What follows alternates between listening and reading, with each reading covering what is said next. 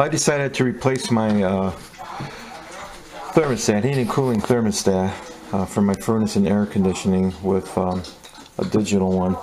Now they make these digital programmable too, but I chose not to. Programmable is kind of like if you're going to be gone during the day and you want your air or your heating to come on at a certain time, well, then you could set that. We're home most of the time, so this works better for us. Plus, it's about $10 cheaper.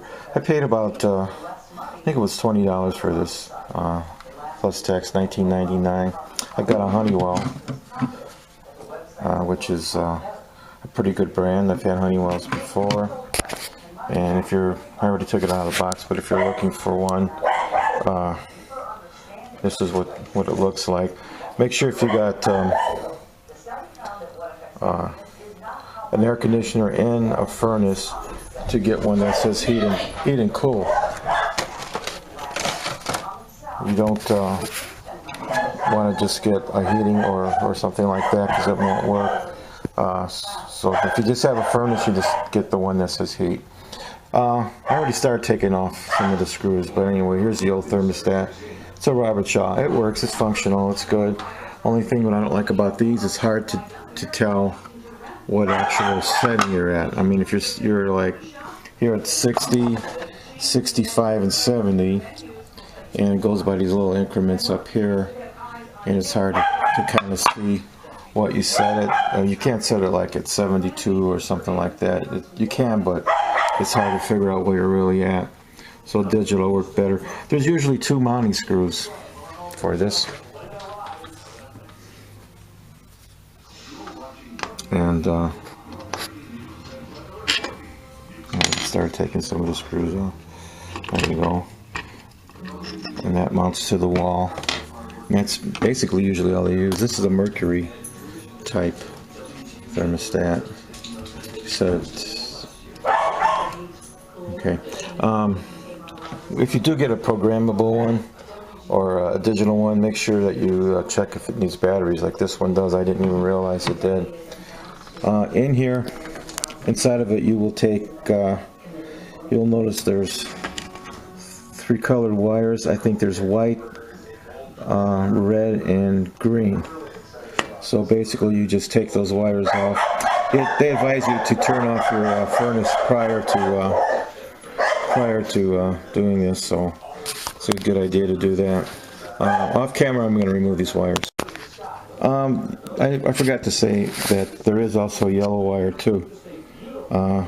When you take this housing off, or this plate off here, make sure, and if you didn't turn off your furnace for some reason, or air conditioner, make sure the wires don't touch, because they will. You know, they'll touch, they can kick on. This thermostat basically acts as a switch, so it'll actually, it can turn your air conditioning or your furnace off and on.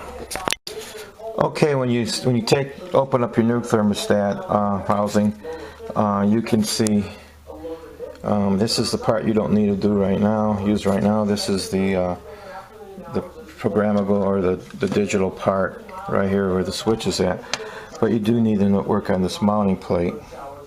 And if you look here, you can see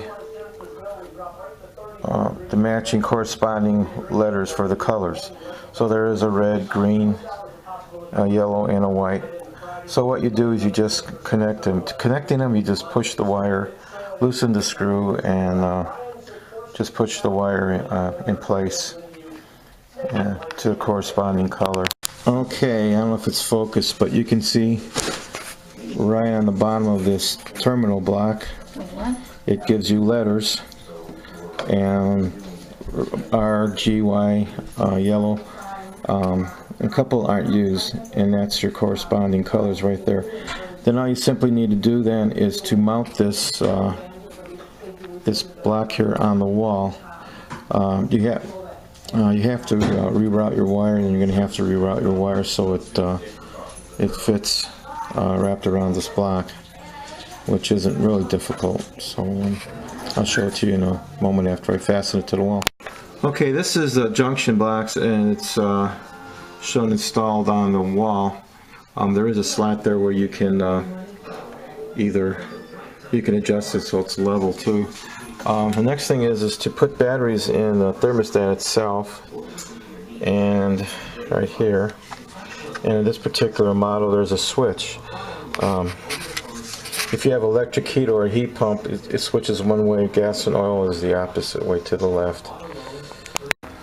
Okay, the thermostat's mounted to the wall. Like I said, I just needed a little bit of a touch up here.